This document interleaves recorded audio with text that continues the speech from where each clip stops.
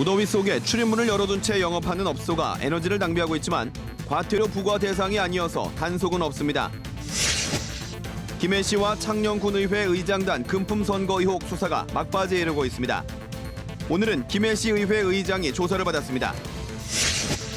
문을 닫은 통영적 중소조선소들이 방치되며 흉물로 변하고 있지만 재개발이 어려워 중장기적인 대책 마련이 시급한 실정입니다. 마산의 아귀찜 거리가 경남에서 처음으로 음식 테마거리에 선정돼 향토음식 관광 자원화 사업이 속도를 내게 됐습니다. 안녕하십니까. 이어서 경남 소식입니다. 경남 전역에 폭염특보가 내려진 가운데 오후에는 폭우에 가까운 소나기가 내려 종잡을 수 없는 날씨가 이어졌습니다. 강한 햇볕에 대기가 불안정해져서인데 당분간 이런 현상은 지속될 것으로 보입니다. 보도에 박상현 기자입니다. 장맛비 같은 굵은 빗줄기가 쉼없이 내립니다. 우산이 없는 사람들은 건물 안에서 비를 피하고 손으로나마 머리를 가리고 버스에 뛰어오르는 사람도 눈에 띕니다. 오전까지만 해도 폭염특보로 강렬한 햇볕이 내리쬐던 모습과는 완전히 달라진 풍경입니다. 비 오니까 갑작스럽고 또 많이 놀랐고요. 어떻게 대처할지 잘 모르겠어요. 어제에 이어 이틀째 오전 폭염특보에 이어 오후에 폭우성 소나기가 이어졌습니다. 창원 진북에만 오늘 하루 61mm의 비가 내렸고 밀양 단장은 50, 창녕 도천도 39mm의 강우량을 각각 기록했습니다. 일부 저지대에서는 침수 피해가 신고되기도 했습니다. 낮 동안에 일차에 의해 가지고 기온이 오르면서 그 상하천 간의 온도 차이에 의해 가지고 대기가 매우 불안정해졌습니다. 그래서 오대에서 소나기가 왔고요. 기상대는 폭우성 소나기가 며칠 더 이어질 수 있겠다며 휴가철 산간계곡 피서객에 주의를 당부했습니다. KBS 뉴스 박상현입니다. 전력난이 가중된다며 지난해까지만 해도 문을 열고 냉방을 하거나 실내 온도가 26도 이하인 영업점을 정부가 단속하곤 했는데요. 지난해와는 달리 올해는 문을 열고 영업을 하며 에너지를 낭비하는 가게들을 쉽게 찾아볼 수 있습니다. 손원혁 기자의 보도입니다. 일주일 넘게 폭염특보가 이어진 창원의 상가 밀집 지역. 영업 중인 옷가게에 출입문이 활짝 열려 있습니다. 휴대전화 가게도 마찬가지. 문을 열어놓다 보니 냉방기 설정 온도는 낮출 수밖에 없습니다.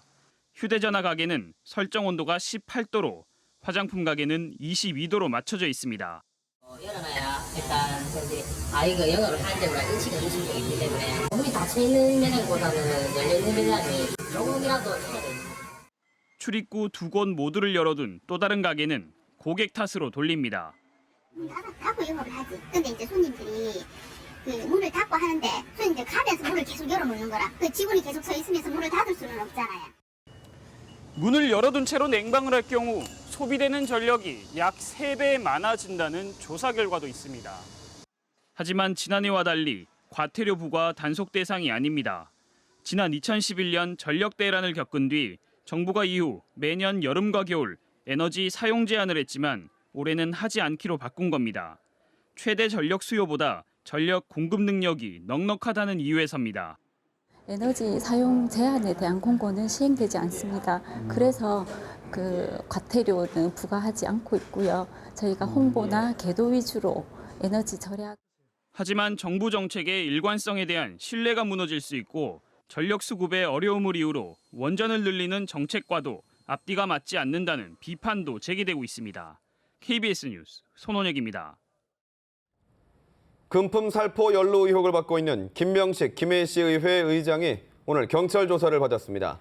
검찰도 손태환 창녕군의회 의장을 이번 주에 기소할 예정이어서 돈 선거의 실체가 얼마나 드러날지 관심입니다. 김준원 기자의 보도입니다. 김명식 김해시의회 의장이 김해중부경찰서 조사실로 들어섭니다.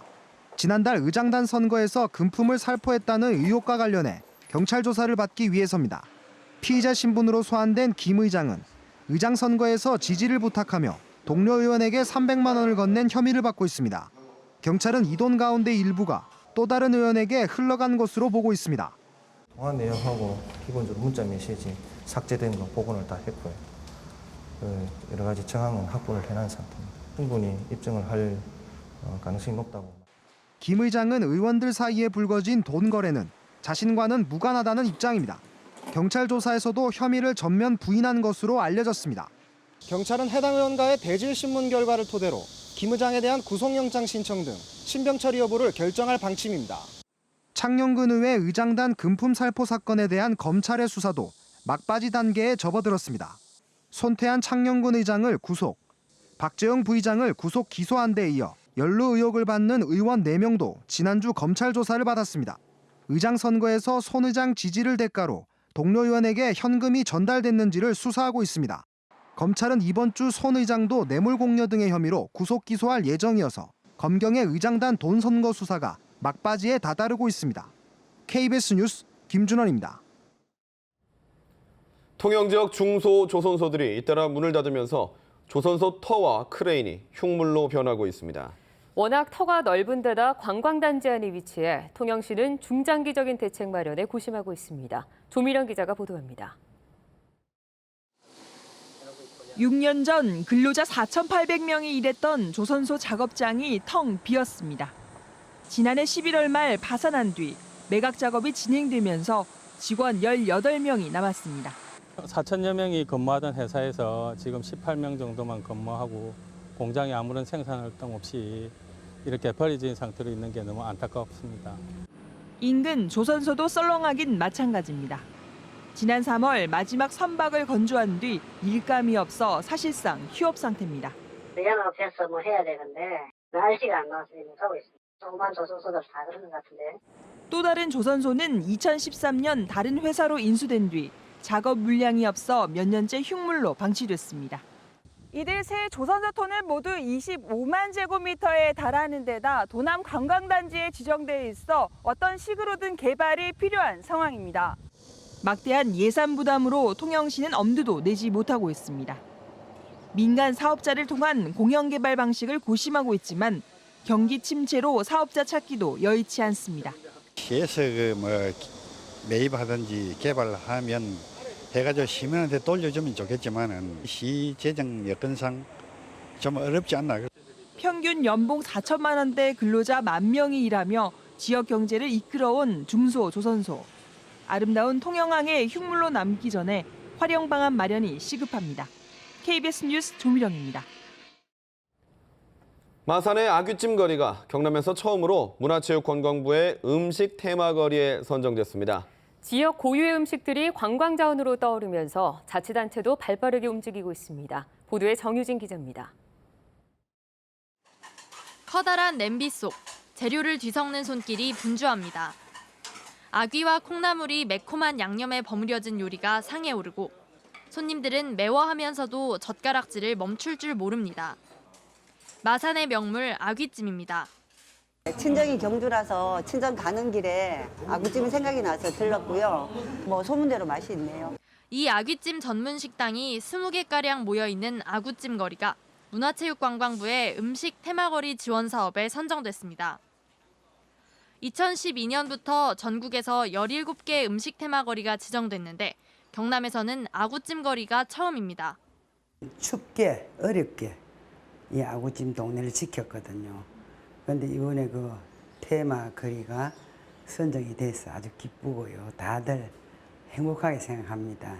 지역의 특색 있는 먹을거리가 관광 자원으로 떠오르며 자치단체도 발빠르게 움직이고 있습니다. 아구찜 거리 말고도 장어구이 거리와 볶국 거리 등이 인근 마산 어시장 주변에 있어 연계가 가능한 겁니다.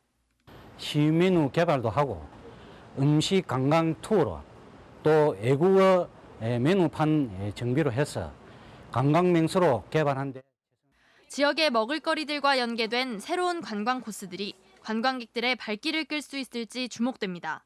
KBS 뉴스 정유진입니다.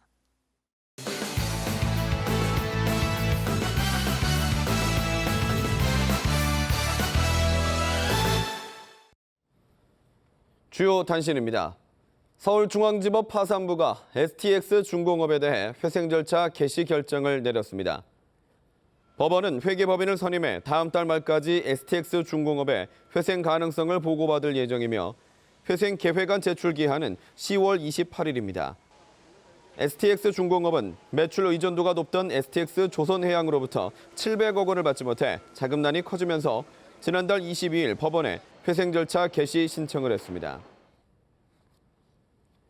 구급대원에 대한 폭행이 계속 늘자 폭행사범에 대한 벌금 상한액이 3배로 높아집니다. 경남소방본부는 앞으로 구급대원 폭행사범에 대해 공무집행방해죄가 아닌 소방기본법을 적용할 계획입니다. 공무집행방해죄는 5년 이하의 징역 1,000만 원 이하의 벌금이지만 소방기본법은 5년 이하의 징역 3천만 원 이하의 벌금으로 벌금 상한액이 3배 높습니다.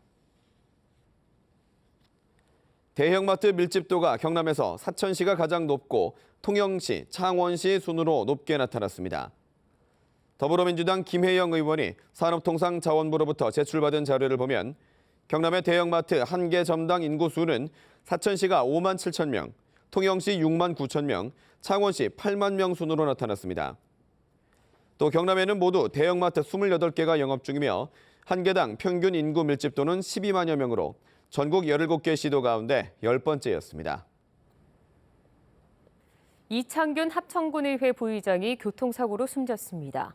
어제 오후 3시쯤 합천군 묘산면 창촌리의 도로에서 이창균 합천군의회 부의장이 몰던 1톤 화물차가 전봇대를 들이받으면서 이 부의장이 숨졌습니다.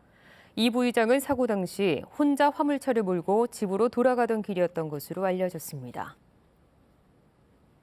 경찰이 함안군수 수행비서 폭행 사건과 관련해 엄영수 국회의원의 함안군 사무국장 안모 씨를 입건했습니다.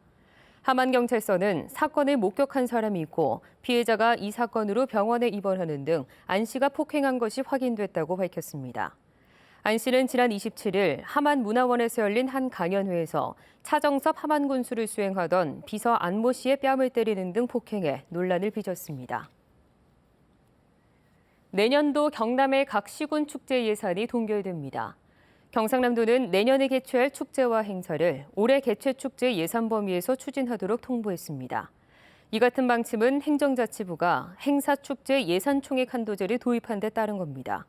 하지만 정부가 승인한 국제 행사와 문화체육관광부가 지원하는 축제 전국체전 등은 예외로 인정하기로 했습니다. 경남 소식이었습니다.